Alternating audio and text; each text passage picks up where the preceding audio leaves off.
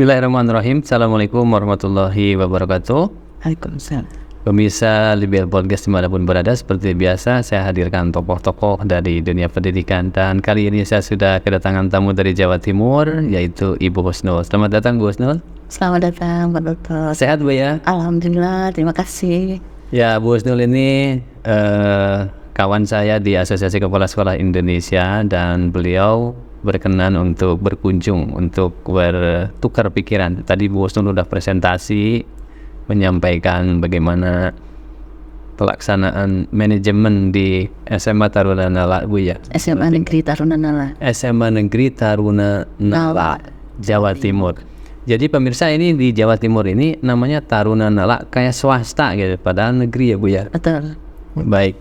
Dan Bu Husnul ini sudah jabatannya, sudah pangkatnya paling tinggi di guru itu, sudah jenderal bintang 4 itu. Jadi 4E Bu ya. Alhamdulillah. Ini senior saya, dan alhamdulillah beliau menyempatkan untuk podcast, dan saya akan menggali ilmu beliau dan pengalaman beliau selama menjadi kepala sekolah. Bu, ini apa pengalaman terbaik Ibu selama menjadi kepala sekolah nih Bu? Dan dari zaman-zaman kan Ibu mengalami berapa zaman Bu? Zaman Pak Harto, yang zaman Pak Harto, zaman Pak SBY, Pak Habibie, Pak Megawati. rubah-rubah terus kan? Ya. Nah, sekarang menurut Ibu bagaimana tuh dunia pendidikan kita Bu? Rubah-rubah dari dulu sampai sekarang, tambah baik atau tambah runyem gitu? Silakan Bu. Oke Pak Dokter, terima kasih waktunya Pak Dokter. Pemirsa, perkenalkan saya Husnul Tima, saya Kepala SMA Negeri Taruna Nala Jawa Timur di Provinsi Jawa Timur. Pak Toto, sebelum saya cerita tentang pengalaman saya, mungkin saya perlu sampaikan ke Pak Toto juga kepada pemirsa bahwa di Jawa Timur itu ada 5 sekolah taruna negeri. Negeri. Nah, sekolah taruna ini bekerja sama, kalau Taruna Nala di Malang bekerja sama dengan TNI Angkatan Laut, kemudian Taruna Angkasa di Madiun itu bekerja sama dengan TNI Angkatan Udara, kemudian SMA Taruna Brawijaya bekerja sama dengan Angkatan Darat, dan SMA Negeri Taruna Bayangkara di Banyuwangi itu di bagian polisi, yang Brawijaya di Kediri.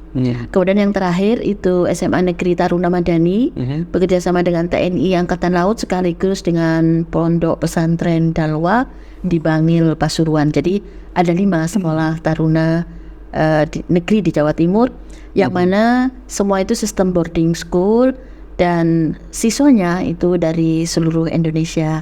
Boleh dikatakan dari Sabang sampai Merauke, dari Papua pun saya juga ada siswanya. Luar biasa. Ini inovasi dari Kemdikbud atau dari provinsi? Pemerintah? Provinsi dari saat itu adalah Pak Gubernur Soekarwo ya, Pak Dekarwo waktu itu. Oh, Pak Dekarwo ya, saya sering lihat Pak Dekarwo itu. Betul, Pak Dekarwo. Ide Pak Dekarwo itu ya? Ya, insya Allah seperti hebat itu. Hebat juga ya itu. Ya, kemudian kalau SMA Negeri Taruna Nala Jawa Timur itu berdiri tahun 2017 dan diresmikan langsung oleh Presiden Jokowi saat itu. Itu tentang Taruna Nala. Tapi menarik juga para pemirsa ya, ini daerah-daerah itu, kalau itu daerah-daerahnya punya pemimpin-pemimpin yang cerdas dan peduli kepada dunia pendidikan, menurut saya Jawa Timur ini luar biasa. Itu anggarannya dari mana Bu? Sebagian anggarannya ya dari Dinas Provinsi Jawa Timur. Dari infrastrukturnya, pembiayaannya. Iya, artinya kan 3 pilar pendidikan ya Pak Toto. Jadi pemerintah juga ada tanggung jawab di situ. Kemudian masyarakat juga dalam hal ini adalah orang tua, karena boarding school otomatis harus membiayai kehidupan berasrama. Seperti itu. Kemudian orang tua juga harus ikut ya. Jadi pemerintah, masyarakat, dan orang tua. Oke, itu tentang Taruna Nala Jawa Timur. Kemudian pengalaman saya Pak Toto. Ya, ini gimana nih? Nah, pengalaman saya nih, saya mungkin satu-satunya kepala sekolah yang memiliki pengalaman. Pernah menjadi kepala sekolah di SD, di SMP, di SMK, dan di SMA. Langka juga ya Pak Toto ya. Langka juga. Atau mungkin kemarin saya sebut ada ide bahwa kepala sekolah itu bisa lintas jenjang gitu. Mungkin ide dari Ibu juga kayaknya. Nah, itu ceritanya dari kota ya, kota Malang waktu itu. Ya. Jadi Kepala Dinas Pendidikan Kota Malang saat itu memberikan hadiah kepada guru prestasi baik tingkat kota, tingkat provinsi atau tingkat Jawa Timur untuk menjadi kepala sekolah. Nah, kemudian jalur ini tidak melalui jalur yang dulu ada seleksi, cakap dan sebagainya, tidak. Jadi diambil dari guru-guru prestasi. Prestasi langsung jadi. Betul. Nah, kemudian supaya belajar ya, tempat belajarnya itu kami yang dari SMA, SMP atau SMK belajar dulu menjadi kepala sekolah di SD dulu, memimpin yang kecil dulu seperti itu.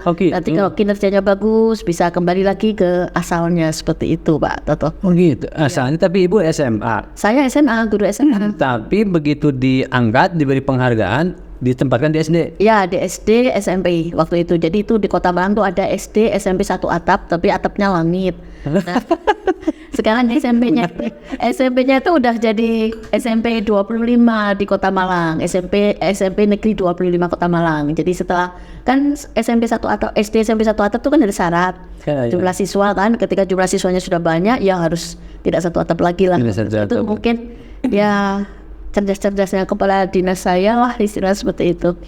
Nah itu pengalaman. Nah yang menarik Pak Toto, mungkin yang pertama yang menarik, saya pernah menjadi kepala sekolah di 3 sekolah sekaligus. Jadi di SD, SMP, SMK itu definitif, bukan PLT. Karena berdekatan. Ini aneh lagi ya. Jadi saya merintis sekolah-sekolah baru. Jadi SMP itu baru, SMK itu baru. Kemudian satu komplek begitu udah 3 sekolah. Nah itu rasanya itu ya walaupun sempat lah dapat ditulislah di Radar Malang Jawa Pos waktu itu bahwa ini dikritisi gitu. Enggak, wanita hebat Malang Raya. Karena memimpin 3 sekolah. Saya kemudian ke kepala dinas, saya sampaikan, Ibu jangan 3 sekolah, susah saya gimana ini ngatur waktunya gitu. Terus akhirnya dilepas yang SD, kemudian SMP SMK setelah itu saya sampaikan lagi, Ibu janganlah, masih banyak mungkin yang bisa jadi kepala sekolah yang lain, Ibu silakan pilihlah saya di SMP SMK gitu. Akhirnya saya diberi yang SMK.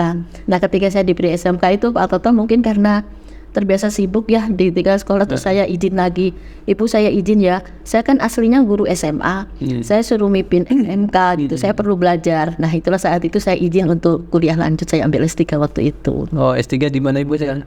S3-nya di UM, Universitas Negeri Malang. Jurusan biologi. Saya pendidikan biologi dari S1 sampai S3. Itu. Ini luar biasa. Itu dari siapa sih idenya ada kepala sekolah dari 3 sekolah definitif? Itu memang ada regulasinya atau memang Pemda yang buat ya? Pemda aja mungkin ya, kepala dinas saya saja mungkin. Karena satu tempat sudah 1 orang seperti itu. Nah itu yang menarik ya. Kemudian pengalaman yang menarik itu juga Pak Toto ketika saya mengikuti lomba kepala sekolah berprestasi ya. Itu juga di SMK. Padahal saya guru SMA begitu. Ya bismillah sajalah saya ikut itu. Jadi tahun 2016 alhamdulillah lah saya dapat juara 2 tingkat nasional waktu itu. Alhamdulillah. Oh jadi sekarang dari cerita Bu Husnul saya tahu nih yang membuat regulasi rencana bahwa kepala sekolah bisa lintas jenjang ini idenya dari Bu Husnul rupanya dari Kepala Dinas Jawa Timur. Kota Malang ya. Kota Malang saat itu Kota Malang. Oke, luar biasa para pemirsa ini, dan Bu Husnul ini mungkin Bu Husnul punya pengalaman sebetulnya menjadi seorang kepala sekolah itu apa sih yang penting kita kuasai dan bedanya menjadi seorang guru gitu dok. Kalau menurut saya tuh Pak Toto, yang pertama kita itu harus acceptable. Number 1 is acceptable. Artinya bagaimana kita bisa diterima oleh semua pihak. Jadi guru kita menerima kita, kepala dinas menerima kita, masyarakat menerima kita. Jadi kita harus jadi pemuas semua orang. Ya, mengupayakan pelayanan yang terbaik buat mereka semua. Acceptable. Karena dengan acceptable itu berarti kita akan terhindar dari demo. Di demo guru, di demo siswa. Kalau kita acceptable kan begitu. Nanti kalau tip acceptable-nya Bu Husnul gimana tuh? Bagi-bagi dong kita. Acceptable itu menurut saya kita harus banyak mendengar. Gitu dia? Ya. Kita harus banyak mendengar siswa mau apa, guru mau apa, orang tua mau apa, masyarakat mau apa begitu. Dan ketika kemauan mereka itu bisa mendukung proses pendidikan di sekolah kita, kenapa tidak gitu. Tapi ketika mereka apa yang mereka mau tidak bisa mendukung kualitas pendidikan di sekolah kita, ya kita jelaskan secara baik seperti itu. Nah, itu cara ibu acceptable itu misalkan ke guru, ke orang tua, ada teknik-teknik khusus, instrumennya apa ngobrol, apa sering rapat begitu? Biasanya ibu lakukan dalam seperti apa gitu? Ya. Saya menerapkan school based management ya, Pak Toto. Jadi saya menyampaikan di sekolah kita ini visi misi sekolah itu kan kita susun bersama, ya kita susun bersama. Jadi kita itu memiliki jalan yang satu, itu kan istina syirotol mustaqim gitu ya. Jadi, maunya sekolah, maunya kepala sekolah, maunya guru, maunya siswa, semua wakil sekolah, orang tua itu terjaring di visi misi kita. Nah, bagaimana semua pihak ini merasa memiliki visi dan misi itu? Karena kita susun bersama, kita kerjakan bersama-sama, dan kita evaluasi bersama-sama. Jadi kuncinya adalah di visi misi yang harus menjadi milik bersama. Betul. Nggak boleh setelah visi misi itu disepakati, tidak boleh ada satu orang pun yang keluar dari situ gitu. Betul. Karena itu juga kesepakatan ya. Betul, garis lurus ya. Jadi harus jelas yang kita kerjakan itu apa, visi itu apa, misalnya kemudian tujuannya apa, strateginya bagaimana, kita sampaikan. Jadi untuk menyusun visi misi kan kita mengevaluasi visi misi kita. Evaluasinya itu kita berikan kepada semuanya, kita terima masukan semuanya, artinya kita mendengar dari semuanya seperti itu. Baik komite juga seperti itu Pak Tonto. Baik, Bu Husnul, ini kalau di Jawa Timur iuran tuh masih boleh atau kan negeri ya? Kan negeri mah di sini tidak boleh, sukarela dan relanya tidak nyumbang. Bagaimana tuh di sana di Jawa Timur? Kan ada Jerbasuki Mawabeo ya. Apa tuh? Jerbasuki Mawabeo ya. Itu Jawa Tengah itu Jawa Tengah. Jerbasuki Mawabeo. Ya, itu di Jawa Tengah. Jadi kalau kita ingin maju ya bagian dari bahwa kita itu jalannya bersama, lurus bersama, ya kita dukung, kita support gitu. Jadi kita membuat program, Pak Toto ya, membuat program kita sampaikan ke orang tua. Dana BOS itu hanya bisa membiayai ABCD. Kita punya program sampai H. Nah, kalau program ini mau jalan, kita butuh dana ini. Kalau Bapak Ibu sudah puas di kami, istilahnya di sekolah kami itu hanya ABCD dari biaya BOS itu aja, ya sudah ini yang kita jalani. Tapi nanti hasilnya ya ini gitu. Nah kalau kita sampai begitu, ini program kita sini, nanti kita harapkan hasilnya seperti ini. Jadi kita tawarkan kepada orang tua melalui komite sekolah. Nah jadi kemudian komite sekolah melaksanakan tugasnya kan bagaimana mau menerima sumbangan. Nah sumbangan itu tentu saja kan sukarela kan, sukarela. Itu. Kalau di SMA Taruna Nala itu memang otomatis karena ada biaya makan ya Pak Toto, kita nggak mungkin lah biaya makan dari mana itu. Walaupun di pemerintah Provinsi Jawa Timur itu ada bantuan biaya operasional satuan pendidikan, itu ada dari BPOP ya, dari pemerintah provinsi ya. Iya, masih ada seperti itu. Dihitung per siswa di sana. Dihitung per siswa. Berapa per siswanya? Nah ini saya sudah Taruna Nala ini kebetulan kan saya sudah 2 tahun di situ. Kami tidak menerima bantuan itu. Oh, di stop. Di stop untuk itu khusus di Taruna Nala sepertinya dan Taruna Angkasa setahu saya kemarin, sehingga kami diminta untuk mengusulkan lagi untuk menerima itu seperti itu. Dan di sana di Taruna Nala sumbangannya sukarela ya, tapi beda-beda dong, nggak di plat per bulan berapa gitu. Kalau yang biaya kehidupan berasrama itu sama, tapi kalau sumbangan beda-beda. Kemudian BPOPP itu setahu saya juga per daerah beda-beda Pak Toto. Jadi karena kan PAD-nya daerah kan beda-beda. Itu insya Allah provinsi sudah menghitung itu hingga penyebarannya juga provinsi yang lebih tahu seperti itu. Terus guru-guru bagaimana Bu di Taruna Nala kesejahteraannya? Ada honor, ada negeri gitu sama? Alhamdulillah kalau yang kan di sekolah itu ada guru yang memang dapat SK dari gubernur ya, SK gubernur. Guru-guru GTT itu dari SK dari gubernur, mereka dapat tambahan dari gubernur setiap bulan tuh. Oh dari gubernur setiap bulan, terus yang sehari-hari dari sekolah juga dapat, dari komite dapat seperti itu. Dari komite dapat. Dari komite dapat. Gak apa-apa itu, gak apa-apa. Gak apa-apa kan kita sudah sampaikan ketika kita menyusun RKAS kan juga komitenya ikut. Jadi kita juga pengen mensejahterakan guru, ini loh kebutuhan guru gitu. Betul. Dan tidak diprotes oleh masyarakat itu untuk membayar guru komite. Oh tidak, alhamdulillah. Kalau di Provinsi Jawa Timur sepertinya welcome ya, bahwa gimana guru mengajar gak digaji kan rasanya juga Iya, kita perlu makan juga guru manusia kan. Betul. Nanti kalau kekurangan tidak sejahtera jatuhnya ke pinjol. Kasihan. Ini saya juga tahu 42% guru-guru tuh terkena pinjol di Jawa Timur atau Jawa Barat banyaknya. Seluruh Indonesia kali nggak pada. Itu mungkin ya guru-guru honorer mungkin ya. Mungkin Ya, kasihan juga kawan-kawan kita ya. Ya, saya dengar juga kan beberapa yang ya menurut kita tuh gajinya tidak layak. Iya. Gitu ya. Jadi ada yang masih 1 bulan dapat 300.000. SD, Ibu, pernah di SD kan? Pernah. Ada honor. Berapa honornya? Guru honorer ya SD ya. Saat saya di SD itu tahun 2010, saat itu paling kecil menerimanya sekitar 500 lah waktu itu. 500 sebulannya. Waktu itu ya, nggak tahu sekarang. Tapi kalau di alhamdulillah setahu saya nih Pak Toto, saya kebetulan di Kota Malang. Iya. Di Kota Malang tuh juga ada bantuan dari wali kota terkait dengan guru. Oh jadi penggajian di sana itu di dua ya, dari pemerintah dan dari masyarakat, dari komite juga ada. Tetap diberdayakan. Jadi sehingga mereka bisa penghasilan berada di atas UMR tidak di sana. Mudah-mudahan begitu ya Pak Toto ya. Oh begitu ya. Dan termasuk di Nala di atas guru-guru tidak ada yang di bawah UMR. Insya Allah. Alhamdulillah. Kalau mudah-mudahan di Jawa Barat juga ini nanti. Kami samakan juga loh Pak Toto. Artinya samakan begini. Ketika PNS mendapatkan tunjangan hari raya ya, kita beri juga guru-guru yang GTT itu. Kemudian PNS dapat gaji ke-13, kita beri juga mereka gaji ke-13. Tapi alhamdulillah juga di Jawa Barat kalau gaji ke-13 kita dapat juga. Jadi kalau dana dari PBD itu 2.040.000 ya guru itu. Tapi kalau gaji 13 THR dapat juga kita itu. Dari pemerintah provinsi. Pemerintah provinsi. Dan GTT juga. Iya. Alhamdulillah. Itu. Alhamdulillah ada plus minusnya ya.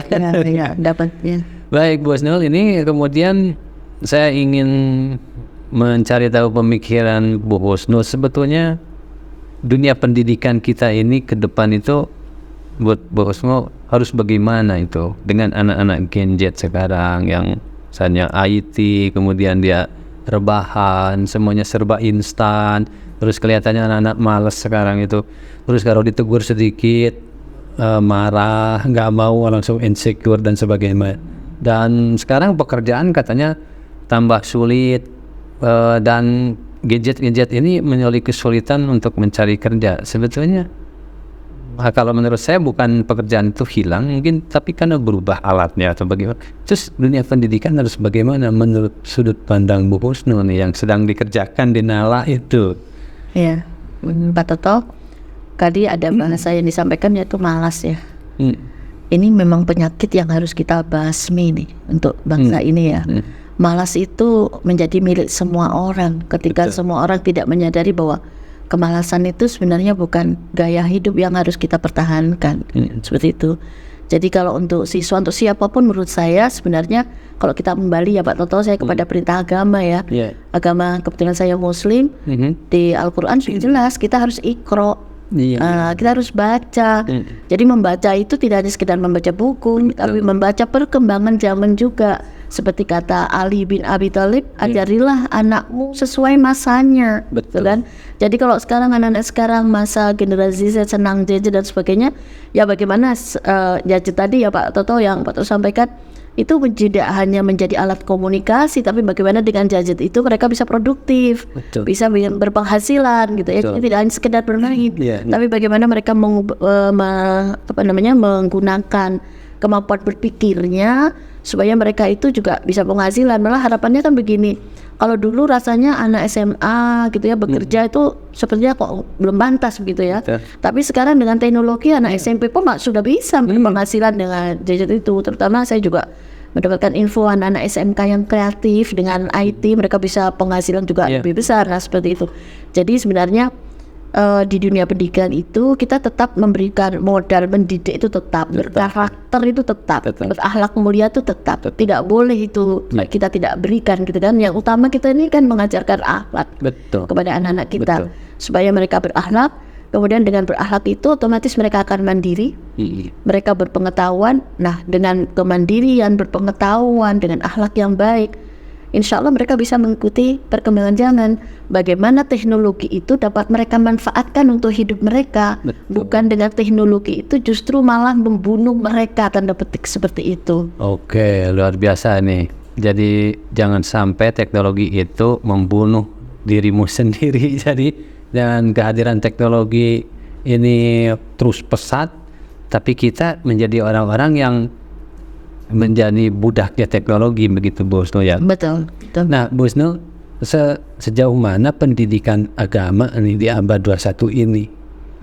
Karena kan sekarang muncul orang-orang menjadi influencer, ada yang ya tidak peduli kepada agama, ada yang agnostik, ada yang ateis, bahkan ada yang ya hanya KTP-nya doang dan sebagainya.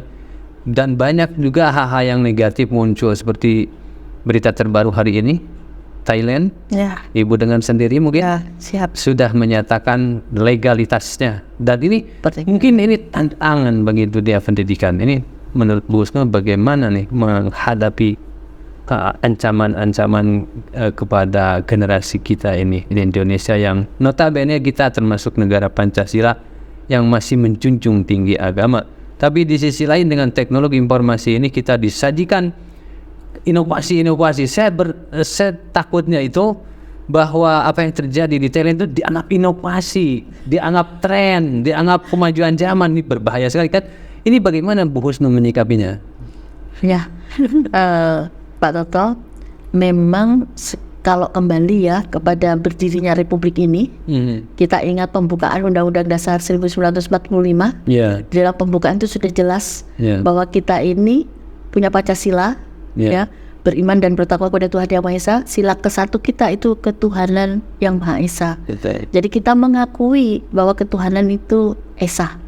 Dan agama yang dilegalkan di Indonesia itu karena juga mereka mengakui adanya Tuhan Yang Maha Esa. Nah, di agama yang dianut di Republik ini, di Indonesia ini, yang dilegalkan oleh pemerintah itu pasti melarang hal-hal yang semacam itu, Pak itu. Walaupun anak sekarang tuh sebenarnya bukan apa ya, mereka tahu tentang agama tuh tahu, tetapi mereka kadang-kadang malas untuk mempelajarinya, atau mereka menganggap ini tidak penting begitu ya. Padahal semua itu yang menjadi dasar hidup manusia itu sebenarnya kan agama itu yang mengarahkan gitu kan. Kita ini bagaimana dalam hidup ini ya, bagaimana kita menjadi khalifah, bagaimana kita bisa merubah nasib kita, semua itu ada di dalam agama ya, seperti itu. Nah, kalau sampai mereka itu jauh dari agama itu kita yang susah istilah seperti itu. Nah, jadi kalau menurut saya dalam mengajar pendidikan agama di sekolah itu bagaimana guru agama mampu membelajarkan itu dengan problem solving yang kontekstual, sehingga anak-anak tahu. Jadi sekarang contoh ya Pak Toto, misalnya LGBT begitu ya, mungkin gitu ya, kalau oleh guru agama itu LGBT ini dilarang karena mungkin itu kan menyebabkan penyakit dan sebagainya, penyakit sosial dan macam-macam. Tetapi kalau di dalam biologi, saya sebagai guru biologi, kalau LGBT ini sangat berbahaya bagi bagi kelangsungan kelestarian makhluk hidup yang namanya manusia. Karena dengan LGBT itu maka manusia ini akan punah. Kan begitu Pak atau ya. Karena mereka sendiri tidak akan pernah menghasilkan keturunan, lama-lama kita punah. Jadi sebenarnya ujung-ujungnya nanti yang memusnahkan manusia diri kita sendiri, ya manusia sendiri ya. Seperti itu yang mereka tidak mau memiliki keturunan gitu kan. Jadi bukan karena alam kita karena bencana, itu sudah bencana alam yang kita lakukan sendiri, kita bikin sendiri itu bencananya itu, seperti itu Pak. Jadi orang harus paham ya, kalau ada sebuah negara melegalisasi hal semacam itu adalah bencana sebetulnya ya Bu. Ya, bencana bagi negara itu, karena akan kehilangan populasi. Betul. Populasi kehilangan dan generasinya tidak berkualitas. Tidak menghasilkan generasi Pak. Kalau LGBT itu. Betul. Memang tidak ada proses pembuahan nanti. Ya, siap. Oke, dan ini para pemirsa luar biasa. Dan terakhir nih Bu Husnul, pangkatnya sudah 4E ini. Jadi rencana Bu Husnul ini kan pasti ada visi misi ke depan, ingin seperti apa Indonesia ini di dalam cita-cita Bu Husnul. Mungkin sebagai seorang kepala sekolah yang bersentuhan langsung dengan anak-anak, Dan tentu seorang kepala sekolah punya pemikiran-pemikiran besar. Dan saya ingin tahu pemikiran besar apa sebetulnya yang dimiliki oleh Bu Husnul selama menjadi kepala sekolah dan cita-cita ini untuk Indonesia gitu Bu. Coba. Terima kasih Pak Toto. Saya sebagai pendidik ya, ketika menjadi guru saya sangat senang sekali membaca bukunya Ki Hajar Dewantara. Dan yang menurut saya itu mudah diucapkan tapi sulit dikerjakan itu adalah Ingarso Sung Tulodo. Jadi guru itu harus menjadi teladan. Bagaimana teladan untuk temannya sejawat dan bagaimana teladan bagi muridnya. Sehingga yang mengatur hidup kita itu seakan-akan karena kita ini disorot, kita ini harus jadi teladan.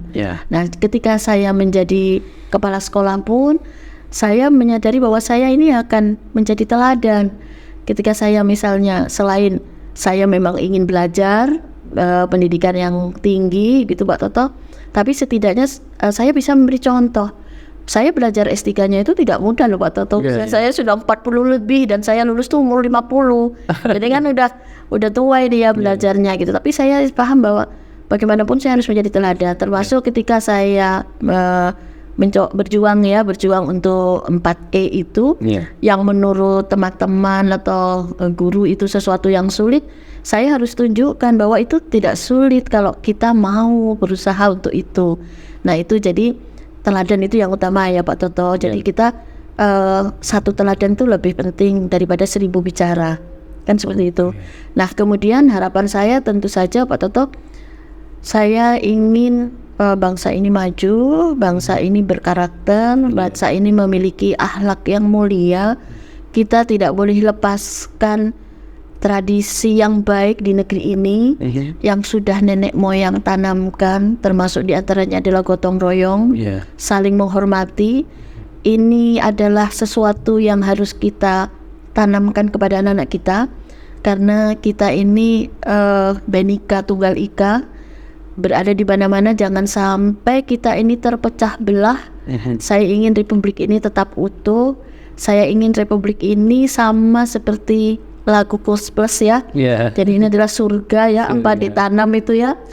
Kita punya kolam susu ya di sini. Itu mudah-mudahan tetap selamanya Indonesia itu menjadi negara yang luar biasa dengan melahirkan pemimpin-pemimpin masa depan yang berkarakter dan berakhlak mulia. Nah itu tugas kita pendidik dan semua Bapak Ibu guru pendidik. Jadi yang utama itu siapapun guru harus ingat bahwa Ingarso Sung Tulodo. Katanya kalau guru kencing berdiri, siswa kencing berlari. Nah itu jadi itu yang harus ditanamkan pada diri guru, bahwa mereka itu di mana-mana contoh gitu ya. Jadi kalau seperti yang disampaikan yang di media itu Pak Toto ya, ketika pinjol terbanyak guru itu rasanya sedih banget gitu ya. Wah ini sesuatu yang sesuatu banget ya untuk kita gitu.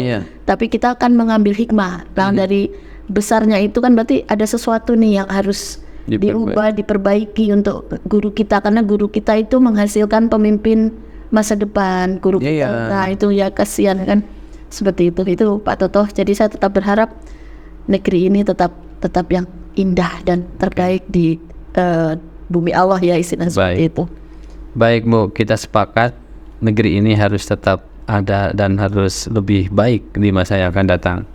Dan kalau guru-guru tadi menderita karena penghasilannya, mari kita ciptakan pemimpin-pemimpin yang peduli kepada dunia pendidikan dan pemimpin-pemimpin yang berjiwa kesatria. Dan itu tugasnya dari kita. Jadi kalau kita sekarang guru-guru menderita, kesalahannya ada di guru itu sendiri. Kenapa tidak berhasil menciptakan pemimpin-pemimpin yang berkualitas tinggi gitu. Dan kita sepakat Bu Husnul, kita sama-sama akan menghadirkan pemimpin-pemimpin yang berkualitas tinggi di masa yang akan datang. Sepakat Bu Husnul ya? Sepakat. Baik, sekarang closing statement dari Bu Husnul untuk para kepala sekolah dan guru supaya kita bisa melahirkan pemimpin-pemimpin yang berkualitas tinggi. Apa pesan Bu Husnul? Pesan saya, teruslah berjuang, teruslah menjadi diri sendiri, memiliki integritas tinggi. Di pundak kita tanggung jawab itu besar, bahwa kita harus melahirkan pemimpin masa depan yang berkarakter, berakhlak mulia. Terima kasih. Baik, terima kasih Bu Husnul atas kehadirannya dan para pemirsa dimanapun berada. Demikian yang bisa saya sampaikan. Bincang-bincang kami dengan jenderalnya guru karena sudah pangkatnya 4E, dan saya ucapkan terima kasih yang sebesar-besarnya atas waktu yang tersedia, dan beliau jauh-jauh datang ke 15 ini dari Jawa Timur. Saya sangat bersyukur dan saya juga belajar dari beliau. Terima kasih Bu sekali lagi. Terima kasih kembali. Billahi taufiq wa hidayah. Assalamualaikum warahmatullahi wabarakatuh. Waalaikumsalam warahmatullahi